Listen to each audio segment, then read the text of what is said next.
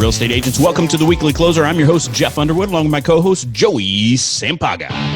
He is the man with the plan. How you doing today, Joey? I'm doing all right, man. How you doing? Doing awesome. We are the Real Estate Marketing Maniacs. Ooh, got a little Randy Savage going on there. Oh, yeah. Hey, we got a great guest with us in the house today. It's Templeton Walker with Templeton Walker Group. How you doing, Temp? Templeton. I'm doing amazing. It's good to be back on the show. It's always nice chatting with friends. So thank you for having me back on, guys. Absolutely. You know, I forgot to mention investor and friends to all. Yes, that's right. No, that's even more important. Friends to all. So how have you been, man? I saw some exciting news. You want to let people know? I guess you're going to be adding on to the family. You guys know I have 3 little boys, and I finally got my girl on the way. So we are so blessed and excited. So we're like 16 weeks, and so we're past that first trimester, and found out we're having a little girl. So I'm like through the moon. Wow. Happy. Oh, I bet. That's amazing. That's awesome. Yeah, I'm going to be a grandpa for the first time, believe it or not. So when we were texting, that's what you said. That is so cool, man. Congrats. yeah, it's crazy. But it's crazy because it's making this whole quarantine thing that much more difficult because we're being like extra careful. So I just feel like, I'm stuck. I mean, it's a beautiful place to be stuck. Don't get me wrong, but I cannot wait to give some hugs and see some people. Yeah, well, so that's something that's fun out in the yard there. totally missed. Oh, sorry about that. I missed you, Joey. What'd you say?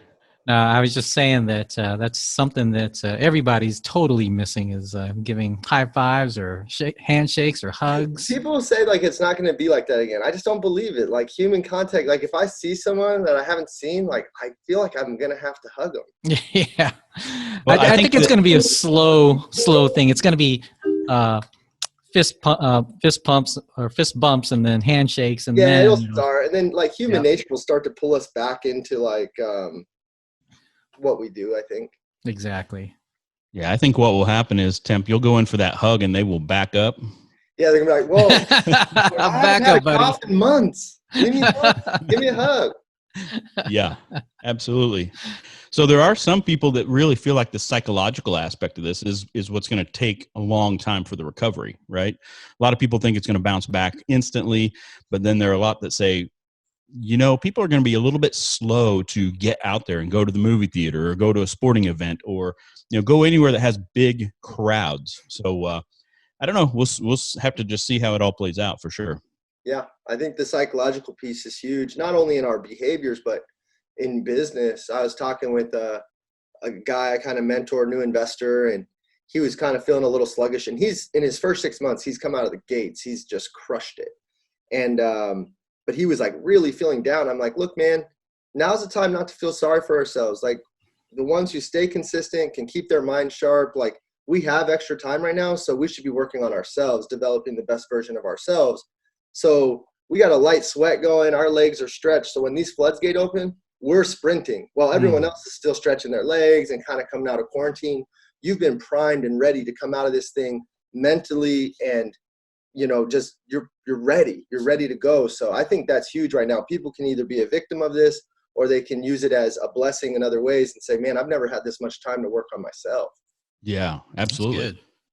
I've seen you posting a lot. You've been doing a lot of activities out in the yard and all that with your kids too. So that's cool that you have a yard that you can do that and kick the soccer ball around and all that stuff. So man, I put those big old pieces of turf in. So I got like double soccer, double hoops, baseball. There's this pool. My wife Denise sent me to Big Five. She's like, hey, hon, I picked up a little play pool. Will you go pick it up? And I'm thinking like a little kid's pool. This thing is like 3 feet deep, 15 feet wide. I was like, oh my God, it's like the best $200 I spent. It's called the Best Way Fast Easy, I don't know, something like that, but go buy it. If you don't have a pool, which I don't anymore, it's been a game changer for us. I think I saw you post a picture of it. It's a big round thing, right? It's huge, man. It's like, it took like a day to fill. I thought I was picking up like one of those plastic little baby pools. I definitely was not. That's so funny. So what have you been up to as far as business now? I mean, what things have you been really focused on right now? I've been focused on being patient, like I'm a hard charging, like I don't really know how to stop.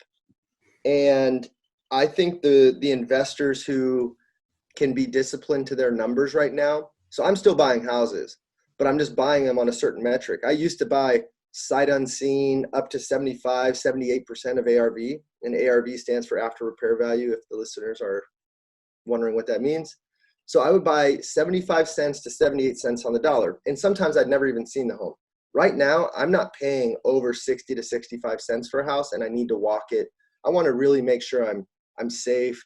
I have a few flips going right now that are in that $500,000 range, which they're under the jumbo conforming limit, which is, jumbo loans have gone away. So that's a scary place to be in if you're above 510.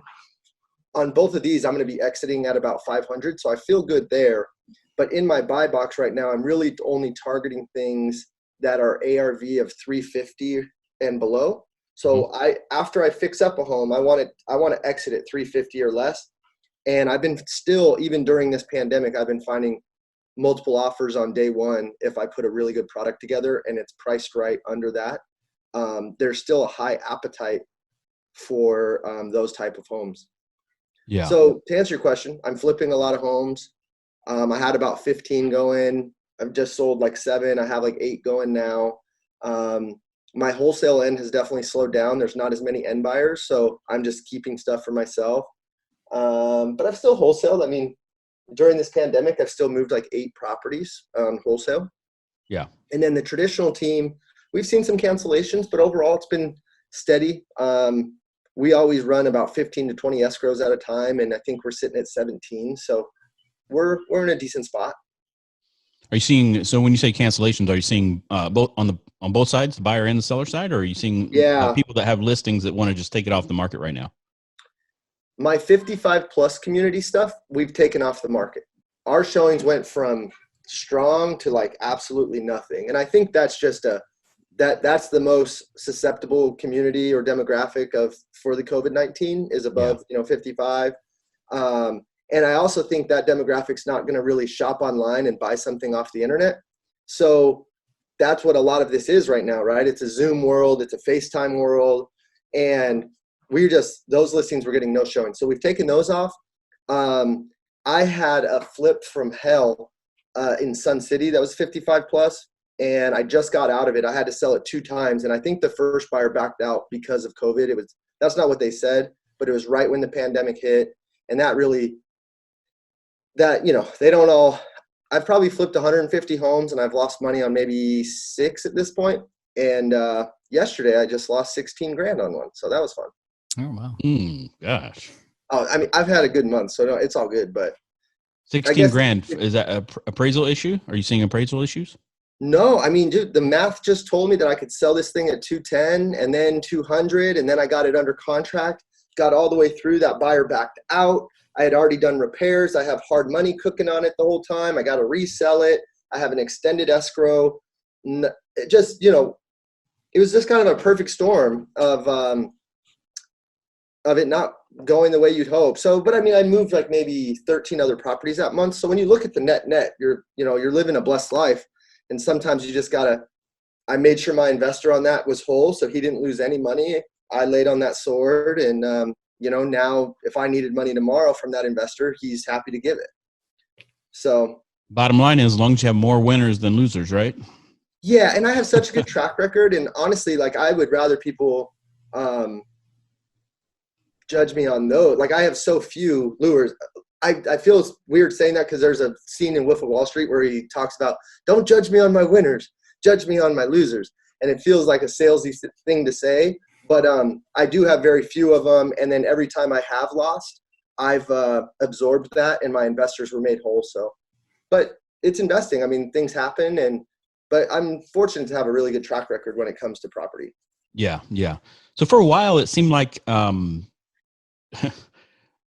I guess I could say this. It seemed like everybody and their brother was doing wholesaling. So annoying. So I'm assuming we've seen that number go down a lot. I mean, a lot of those people. Well, they're gone, Jeff. They're gone. There's no one to sell the deals to. Like there's like a handful of us who actually flip. And what happened is all the private and hard money was frozen. So I used to be able to go to this hard money person and put very little money down or no money down and they'd fund my renovation maybe with 10% down. So I could risk $25,000, buy a $400,000 home, and they're giving me the renovation. So these are all these people that with very little funds were able to go do deals. All that sort of funding went away. Now everybody's wanting like 20% down, plus you got to do your own renovation. So let's say you're doing a $400,000 deal, you're going to have 80 down, and another on a deal like that, you'll probably need to put 75 in. Not a lot of people are running around with 150 in cash to go do deals. So as that money dried up, the end buyers dried up, and all these wholesalers that were just ripping people and just like making these huge spreads and selling it to like people who didn't understand what they were doing, they're gone. Now they got to sell it to a savvy investor like myself or my buddy Brian, or there's a lot. I mean, my buddy Zach. Like, there's a lot of guys who actually flip. Yeah. And we're not going to go pay those dumb prices. So you're seeing wholesalers get weeded out by the dozen. Like, it's. So wholesalers were onto something, obviously. I mean, they had systems, right? Systems of either cold calling or systems of mailers, all those types of things, right? So are you seeing maybe some of the flippers starting to implement some of those strategies a little bit more so that they just get it first? There's a few schools of thought. Like, I know some flippers who just, and I love wholesalers because they bring me deals. Yeah. I just like when they bring me deals that make sense for everybody. And I think that's starting to happen more so. So there's a few schools of thought. Like, you can just rely on other wholesalers who do all those direct to seller methods, mail, text, call, door knock, right? They get the seller and they get the contract. They assign it to a flipper. A lot of flippers just, that's how they acquire. I do see some flippers starting to do some direct to seller marketing, but what you'll find is most of us aren't very good at it. Like, it's a science. Like, a lot of these wholesalers, the really good guys, they have it down to a science, how to talk to these sellers and get these contracts. So I love them for it because they're drumming up these gold nuggets. Now they're just having to sell them at a more appropriate price, which I don't feel bad about. Yeah. Yeah. Well, and I would assume that we're seeing your end buyers essentially being a lot more, like you're saying, being more picky on the deal, right? And so I would assume that a lot of these wholesalers are getting maybe something under contract with that seller, and then that just never happens because they really don't have a buyer. They're having to learn that they got to lock up like 60% or less, 60 to 65% or less, because I'm not going to go pay more than 60 to 65%, right? Yeah. And a lot of my friends who flip that I know, they're not paying more than that. Like, the deal just has to make sense. Like, we have to hedge for market corrections. We have to hedge for more expensive money now. There's a lot of variables that are going into the math. For me, it's all math. Like, I'm happy if you go make a big rip of money as a wholesaler. However, the math needs to work for me as a flipper. And right now my math is just more conservative. So my day hasn't changed much. I still look at deals all day. I just finding myself saying no to a lot more stuff than I'm used to. Right. Okay. So why don't we take a little shift here? Hey Jeff, before we do, I just wanted to ask really quick. Oh, go ahead. So, Templeton, you're talking about you're doing 60 to 65% versus what you used to do, where it was 75 to close to even 80 or 78%, right? Yeah. So that's a big drop. Now, our wholesaler, they're probably losing out on these contracts that they're getting, right? Yeah, the wholesaler's hurting because just because I want it lower doesn't mean the homeowner wants to sell lower right now. Yeah. Right. So that wholesaler's in a tough spot because they're getting people to say yes to a price, but then they don't have someone to sell it to saying yes to a slightly higher price. Mm-hmm. So they could lock it up, but then they're coming to me or the next flipper, and the flipper's saying, no, that's too high. I can't buy it there. And they're like, So unless that homeowner comes around and then gets more agreeable on price, there's nothing for that wholesaler to do unless they want to become a flipper themselves. Yeah.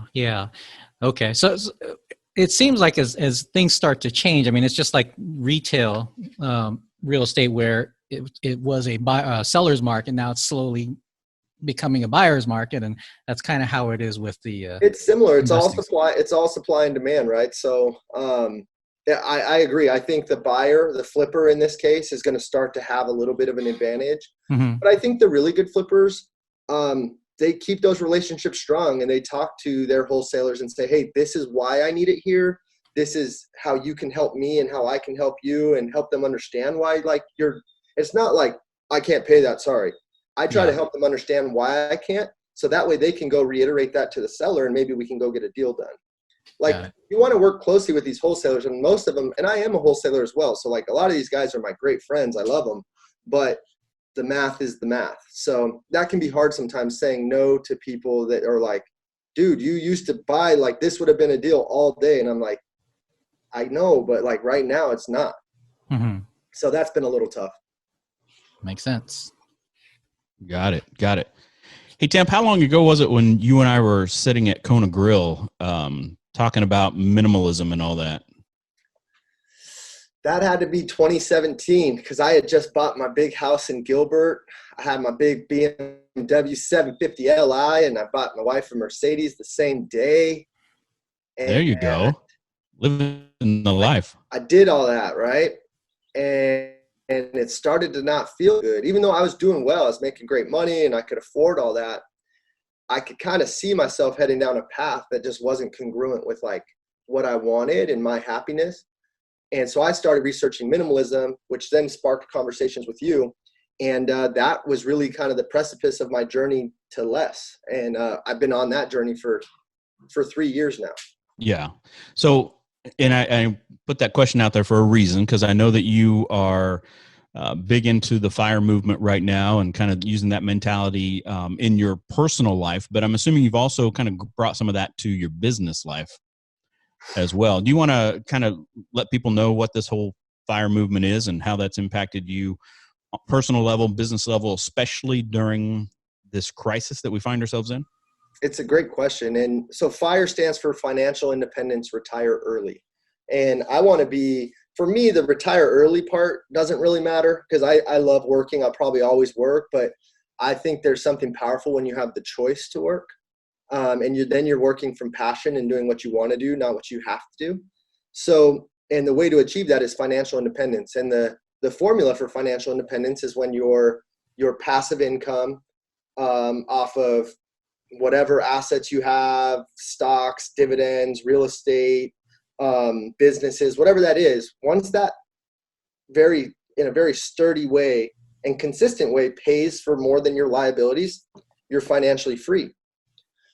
So I realized that, and I used to always kind of think the old school formula of money, like work 40 years, save all your money, invest it in the market. Hopefully you have a couple million there at some point, and then you live on that when you're like 67.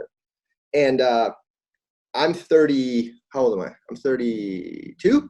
I'm 32, and like I cannot even think about 35, let alone 67. So I was like, that is just not the way. So I got really into passive income, but I understood that passive income, as I grow it, it's much easier to become financially free if your monthly overhead is lower. There was a point with Templeton Group, I had 35, 40 agents. I had about 30,000 a month in overhead, and I was making all sorts of money and keeping none of it. I was close to broke, but everyone else on the surface would have been like, man, that guy is crushing it. And it just wasn't a fun time for me. It just felt so incongruent. I felt like a liar. Like I just felt like an imposter. I was like selling all this real estate. And if I wasn't wholesaling and flipping at that time, if I was just a real estate team leader, I would have been in trouble because my big real estate team was not making me money. It was just costing me a ton. So those principles that you talked about, I just looked at my P&L and I was like, what needs to go? Like, I cannot go like this anymore. So I've trimmed it down to such a place. Man, I don't even have an office anymore. We're virtual. I've parsed everything down on the team to where I just have agents who are pretty self-sufficient. They want certain things that really help their business, but I let them keep more of the money. And that's a great partnership, but it costs me very little. So I don't need to go do very many deals to go be profitable there. And then my wholesale and flipping is really, really profitable. So it's just like, when your liabilities and livelihood is lean, yeah, it's a beautiful feeling because you don't have that high stress. Absolutely. And you started this whole journey, obviously, before this virus hit. And I'm assuming you are thinking right now, I am so glad I did. I'd be toast right now if I was still running a 30,000 a month company, and my livelihood. I thought I was so good with money, man. And really what I realized was I just knew how to make a lot of it, but I was terrible with it. But I was like, oh, I'm frugal, I'm this and that. I was probably spending like 20 grand a month, like not knowing, like how it was crazy. And now here's what I've discovered is being minimalist and living on less does not mean you need to be less ambitious and go earn less money. Like I'm still highly ambitious and want to go tackle great, goals. And I want to go make lots of money. I want to go create lots of passive income. But in the meantime, I don't always need to fill my bucket with a new vehicle or a new chain or a new shoe or a new, whatever that's going to be. And that's also to say, don't not spend money. Spend money on things that fill your heart and your soul and your livelihood. But minimalism to me is focusing in on those things and then cutting out the rest. So yeah, man, this pandemic, I don't need to make money for a couple years if I didn't, and that's a good feeling. I'm not stressing. So I can't even put a price tag on that. Yeah, no, absolutely, man. No, that's great. What do you think? So when this is all done and we think that people go back to living their lives the way they were, I guess, I mean, what would you like to see change for people after this is all done, whether it's a mental thing or especially with their money, their mindset? I mean, and I've been singing this song for like over a year now, and the virus has obviously put it into the focal point a little bit more. But do you have things, and are you doing things in your life for you or for the perception of you? And that was something I was confused on for a long time. I was young and I have these stupid tattoos and I wear hats like this. So like I felt like I needed to show you how successful I was so I could be validated. And it's freeing when you're like, you know what? Instead of looking rich or looking like I'm the man, I'd rather be the man. I'd rather be wealthy. I'd rather truly be financially free. And no one's opinion makes me any more financially free. It's only what I do. So I would really love to see people get focused on what's important to them. And do you own things for you or do you own things for the way they make people perceive you? And if it's the latter of that example, get rid of it. Get your lifestyle to a manageable place where you can now comfortably take time off, enjoy the good stuff. Because for me, I found that like I was putting money ahead of everything else. Like because we're commission based, I'm a hunter. I have to eat always because I don't know any other way, right? Like my phone rings. Sorry, babe, I got to take this. Like this could be a deal. This could be money. That's how I always felt. And I realized my faith, my family, my health, my friends, my spirituality, all that sort of stuff is more important than money. Money is only a tool to serve all those things. And money was my number one priority for a long time. And I've just shifted that on its head. And it's so much easier to put money in its proper place when you don't truly have to go make mountains of it every month to make that car note, to pay for that big house, to pay for that big diamond. Yeah. And when people realize that I want all those silly things, but I want them to be paid for by assets that are passive, that here's the variable I'm not willing to negotiate on. I'm not going to trade my time, which is my most precious asset, for things. Because for me to go drive that BMW, that meant I had to go make an extra $1,200 every month.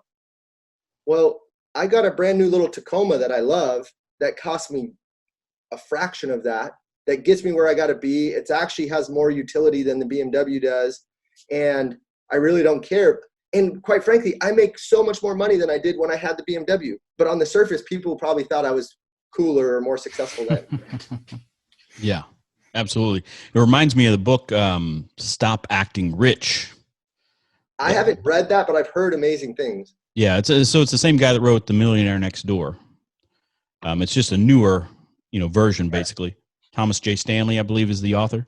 I think he passed away last year or something like that. But it's great message, right? Your worth is not the size of the house that you live in or the nice car. So, well, and that's what I also want to emphasize to people is like, if you're a car guy or gal and you love it and you can afford it, then go do that. if it makes you happy. But if you are driving that car because the way people are going to view you improves your self-worth, I think there's something broken in there. That's true. Absolutely. No, I love it, man. Don't they say that most millionaires drive pickup trucks? Yeah, they say and I think there's everything has its ratios, but yeah, a lot of like Millionaire Next Door talks about millionaires are millionaires because they don't go buy $70,000 trucks. Like that's like the worst investment. And I got a full disclosure, guys. I am the worst vehicle buyer in the history of the world. So I'm not good to listen to on that. I'm trying to get better, but I mean, I've made such bad decisions on vehicles. I would have probably another $100,000 if I just like didn't look at cars. But I trade them in. They have negative equity because I bought them wrong. So I write a check, and it's just dumb. Send me a text. We can talk through the next one. I've been, I'm really on this journey of like less is more and spirituality, and breathing. Like, I mean, I am really down that path and it feels great. But my whole thought right now is like, how do I not own a vehicle? And granted, my wife has a really nice vehicle. She's like, hey, you can go be as weird as you want to be, but I need a nice truck. So I'm like, okay, I get it.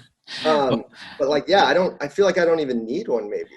Yeah, Heather and I have been a one-car family for a couple of years now, and whenever I need to really go somewhere, I mean, I take the bus or the light rail, or it's actually pretty cool. Yeah, and we got this beautiful thing called Uber. Like, that's right.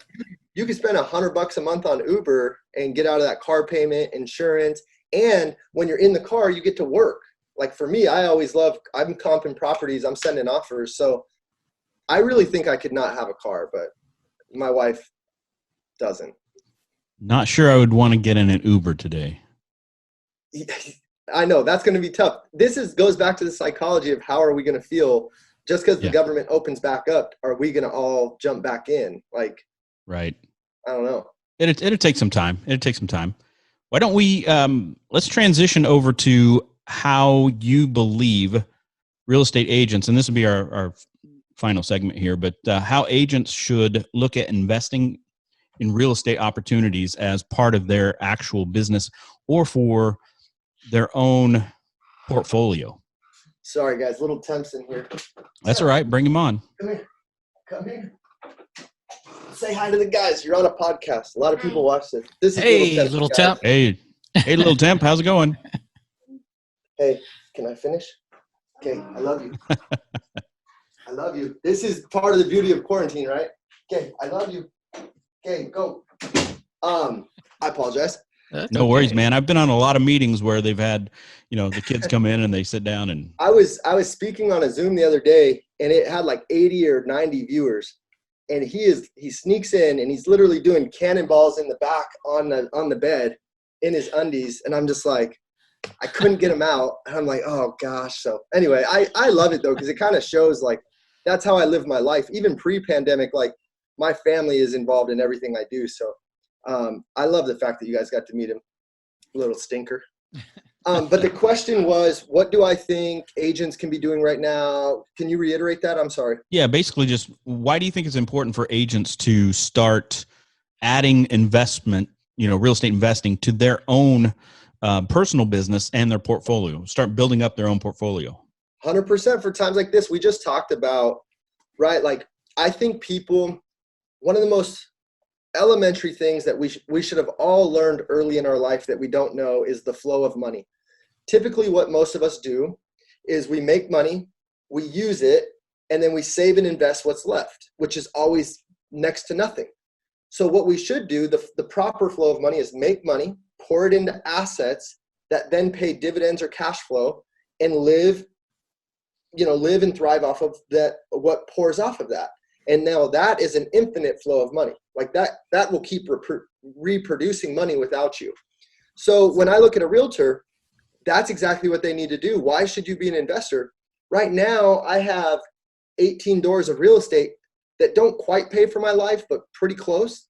So next month, I have money coming in. And granted, I've ran into some stuff with the rentals right now. But overall, it's a relationship business just like anything else. I have great tenants.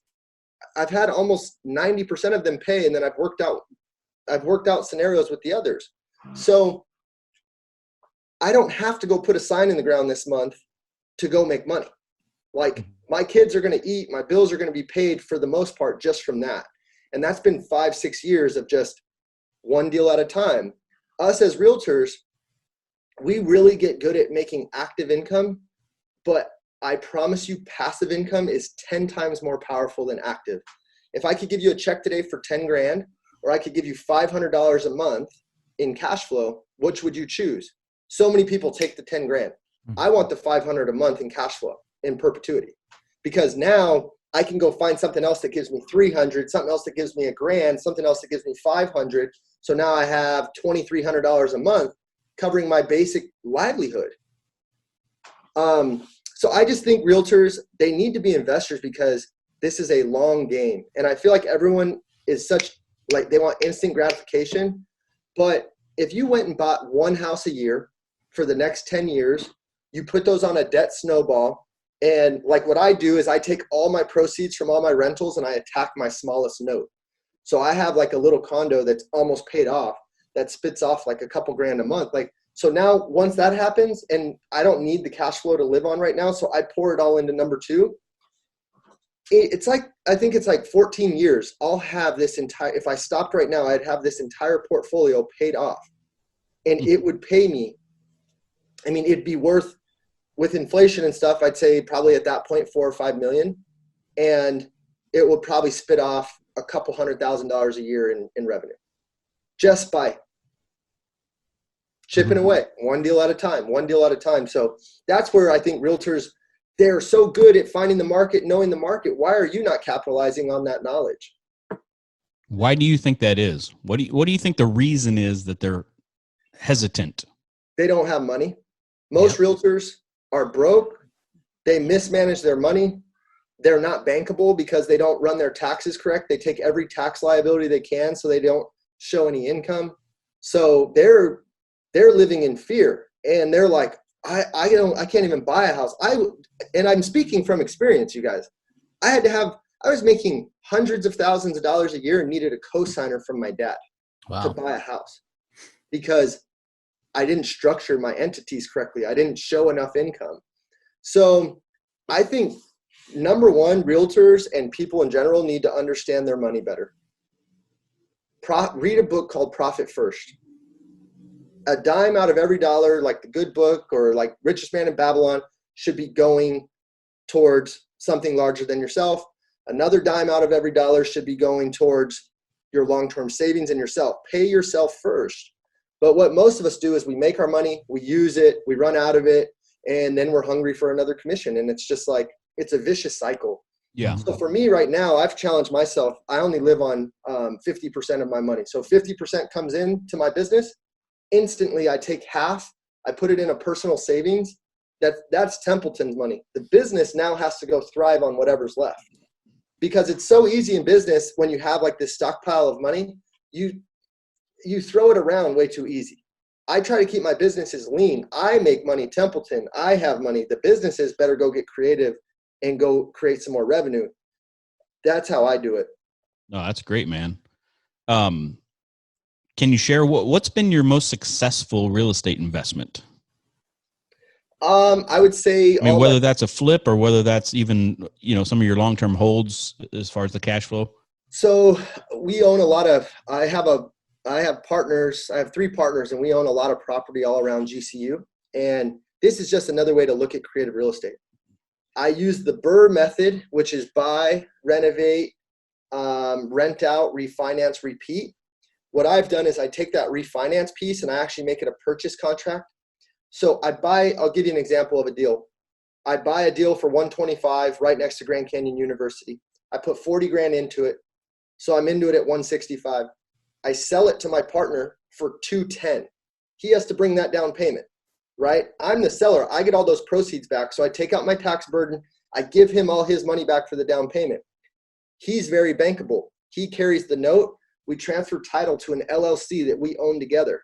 So now I own 50% of that property. Debt's in his name. He owns 50% of that property. and we just created about $60,000 in equity. We have no money into this deal. And then furthermore, we add a bedroom, we rent them per room. So now I have a small multifamily type situation. And I take a place that would rent for $1,200 and I go get $2,500 a month. So my rate of return is 20 plus annually, which is ridiculous. I just created $60,000 in net worth. So I've done that. I have 7 or 8 of those. So you can imagine I love those. Do you use a management company to manage all your properties? Yeah. One of my really good friends, Darren and Adam, they're engineers, super smart. It was this Lopes Property Group was their concept and idea. And they handle all the management. If I didn't have them and my other buddy Polk, who's the other partner, there's 4 of us, I couldn't do any of this. Like, everyone plays their role. Really, all I do is I go find crazy deals and I work out the first part, and then they take care of the rest. But yeah, that's by far my greatest. I mean, that kicks off a lot of cash flow, and it's created a lot of net worth. Flips. I love doing flips. Like, Jeff, you and I did a flip. How cool was that for you to be able to risk a little bit of money, and I don't risk any money. I plug you into a deal, and I think we both made good money. Good money. We'll call it that. We both made good money. And I was able to bless a friend with that, bless myself with that. And I get to do that with a lot of people I care about. So and I appreciate it to this day still. So no, I appreciate you, man. So it was like, that's what I love doing, is when my dad's my investor, or my brother's my investor, or my friend like you is my investor, I create a great livelihood for myself while showing people returns that you're not going to get anywhere. Yeah, that's right. So would you suggest, Templeton, then, if an agent that's watching or listening wants to start getting into investing? I mean, you just mentioned that you have a team of like 4 people. They all have their part, right? Their role. Do you feel like that's one of the best ways to kind of get started too, is to find the right people to team up together? No. So other than that, I don't really have a partnership. Like, I don't know. I've had a hard time with partnerships, never in a bad way, but just like, it's hard to get 2 people to run at the same speed with the same thoughts. Like, I don't know. I just don't think I'm very good at that. Okay. I think that's something I got to get better at. So it depends on what you're trying to invest in. Like, if I was a new investor, honestly, what I would do is I would go find the person that's doing what I wish I was doing. And I would show up on their doorstep and say, I am your apprentice. I don't need any money. I will work for free. Tell me what to do. I will go get your coffee. I will go walk deals. I will go take pictures. And I would just be near that person and naturally learn from them, get involved in deals, bring value. And I would probably do that for, like, if someone took away everything that I had right now and I had to go restart, I'd go find the guy or gal that is in the seat that I want to be in, and I would go serve them. What do you need? That's what I would do. Wow. So you're going to give up some money on deals. So maybe that's a real estate team. Maybe that's an investor. You're going to give up some money, but you got to look at it like college. Like, look, this is my university. I am getting invaluable knowledge right now. Well, if you're bringing value, you're going to earn some good money too. Yeah. And just serve. And then what you get back will be tenfold. Yeah, and what I'm finding also is great investors are usually an open book. They're willing to teach because most likely they've gone through the same thing. So, and I think a good message for people is, it's hard when I get so many DMs. Social media is big for me. Hey, Temp, can I take you to coffee? Hey, Temp, I would love to meet with everyone. I don't have time. My kids and wife are more important than anything. So it's hard. The people who have really penetrated my world and gotten next to me, they've figured out that if they go turn over stones and find something and bring it to me, that gets my attention. Now I can help you. I can help you facilitate what you found. But if you're coming to my plate and trying to figure out how to eat within my plate, I already know how to eat all this. I know how to, there's just unfortunately not really room on it. But if you go find a deal that you don't know how to flip, I'm a perfect partner for that, and I can get you to the finish line there. But I think that's where people struggle, is they want all the answers, but they're not bringing a problem to solve. Dang, I've never said that. That's actually really good. Bring me a problem to solve and I can help you. But if you just come to me and say, hey, teach me math, I'm like, well, what math? What problem do you want me to solve? I don't know. Bring me a problem, I can help you solve it. That's good. Awesome, bro. No, I appreciate that. All right, man. Joey, any more questions? No, I think I'm good. That's a lot to feed on right there. So I appreciate you guys. Hopefully that was all good for our listeners. I think so. I'll get people thinking for sure, because, you know, when you talk about what a basic realtor is like, I mean, that's 100% true, and they just need to change the mindset. So, yeah. And let me say this. I can be a little straight shooting sometimes about the money and the way you're living. If it's stinging your heart, I'm not trying to hurt you. I'm just trying to help you. Like, sometimes the things that sting a little bit, it's because they're true. So maybe it's time to look in the mirror and say, okay, I am done putting my head in the sand on this, and I want to get better. I want to fix it, and then start taking action. Yeah. That's great. Hey, before we get into the, I have a few little questions for you in the rapid fire, but let's go. But I know you're a big basketball fan. Huge. And Joey, did you watch the Michael Jordan documentary? I told my wife and my kids, this is Daddy's 2 hours. Don't talk to me. That's really good. And so as you were talking, I was just thinking, you know, how Michael Jordan practices so hard compared to the other players, right, in the NBA. Yeah. I mean, and during this off time of the quarantine, and you're sitting there working out and you know, working on your business, and when it's ready to go, I mean, you're ready to go. And that was just making me think of Michael Jordan. It's and I appreciate you saying that. It's a short white Michael Jordan. What's that? A short white Michael Jordan. That is me. No, I do believe though that the way you practice is the way you play. Yeah. And how you do anything is how you do everything is another one of my favorite quotes.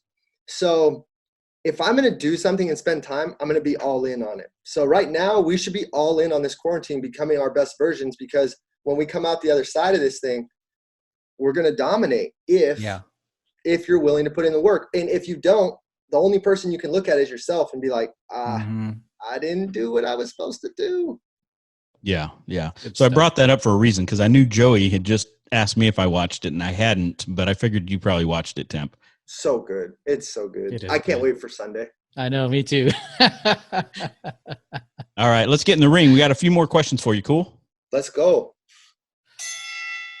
All right. What's your favorite mobile app right now?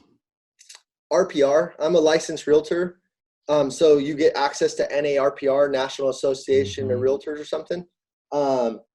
I comp everything on that. Like, the mobile app is like my preferred way to comp. So like, if you send me a deal, I can give you an answer on buy price in 4 minutes. Yeah.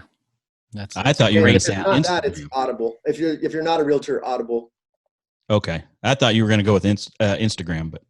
Well, I do love Instagram. I have a love-hate relationship with Instagram.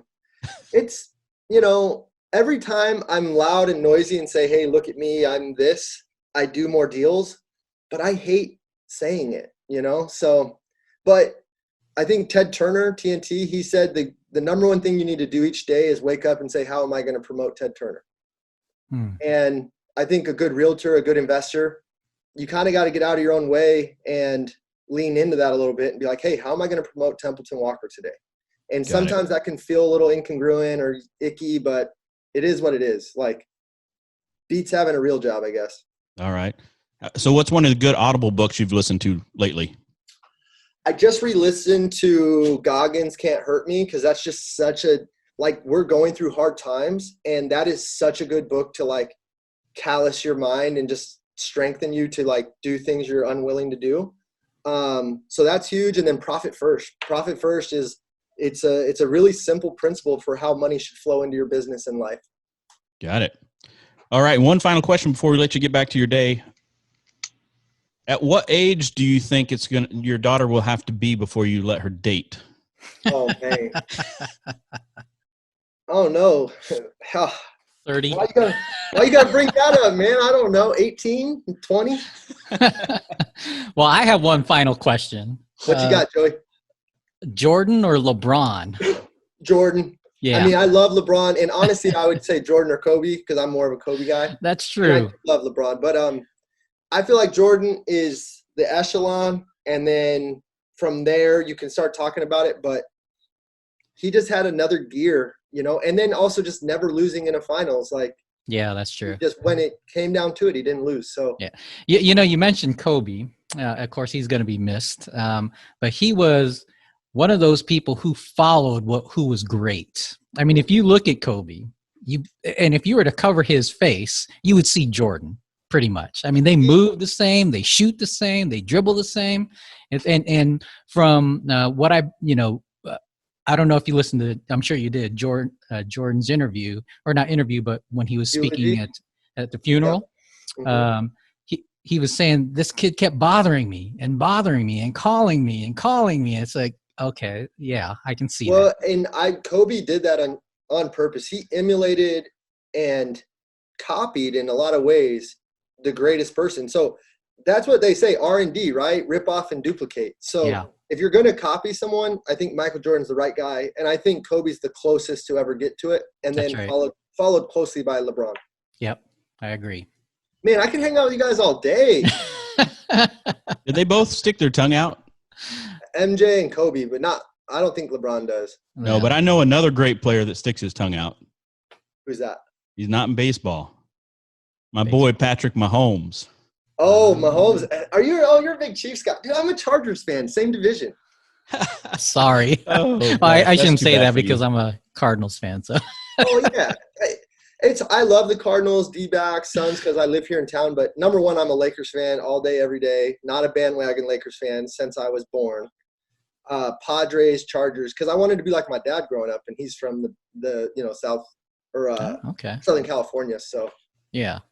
I love our local teams, but they're pretty terrible Stinky right now. Yeah.